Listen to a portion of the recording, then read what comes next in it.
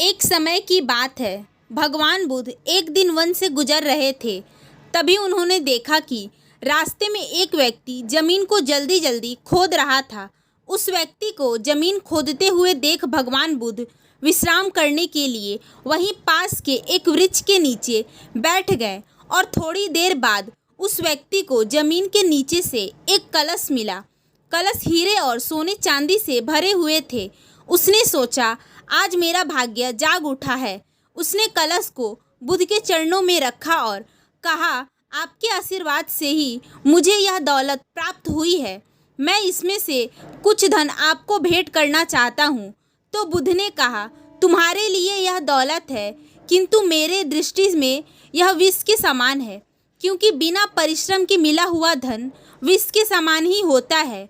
वह व्यक्ति गौतम बुद्ध की बातों से नाराज होकर कलश लेकर वहां से चला गया। फिर उसने हीरे और सोने चांदी को बेचकर संपत्ति खरीदी और दरिद्र से धनवान हो गया। लेकिन कुछ दिनों बाद उस व्यक्ति की ईर्ष्यालु ने राजा से शिकायत कर दी कि हमारे गांव के एक व्यक्ति को जमीन में दबा हुआ हीरे और सोने से भरा हुआ एक कलश मिला है, जिसमें बहुत सारे और जमीन में दबा हुआ धन राजकोष का होता है। इतना कहते हुए उन्होंने राजा से कहा कि उस व्यक्ति का कलश जब्त कर लिया जाए।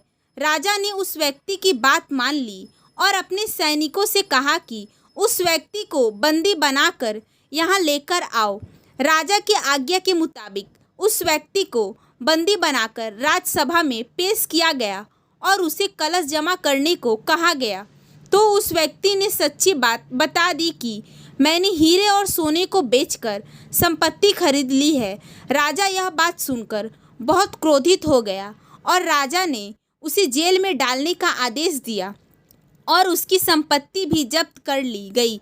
कुछ दिनों बाद राजा जेल की निरीक्षक के लिए गए और उस व्यक्ति से भी मिले जिसे कलश मिला था। उस व्यक्ति ने कहा, राजन, मुझे जब वह कलश जमीन में मिला तो बुद्ध वहीं पर थे। उन्होंने मुझसे कहा था कि इस कलश में धन नहीं, विष भरा है।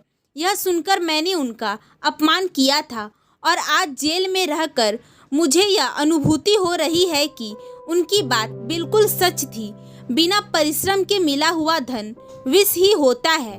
और उस व्यक्ति ने राजा से अनुरोध करते हुए कहा कि मैं एक बार गौतम बुद्ध के दर्शन कर उनसे क्षमा मांगना चाहता हूँ। राजा ने भगवान बुद्ध को सम्मान पूर्वक राज्य में आमंत्रित किया और जेल से बाहर निकालकर उस व्यक्ति को बुद्ध के पास ले जाया गया।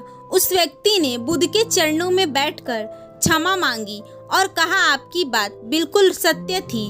कलश में वास्तव में विष था जिसने मुझे जेल भिजवाया। और वह व्यक्ति पश्चाताप करने लगा कि अगर उस दिन मैंने आपकी बात मान ली होती तो आज मैं जेल में नहीं होता।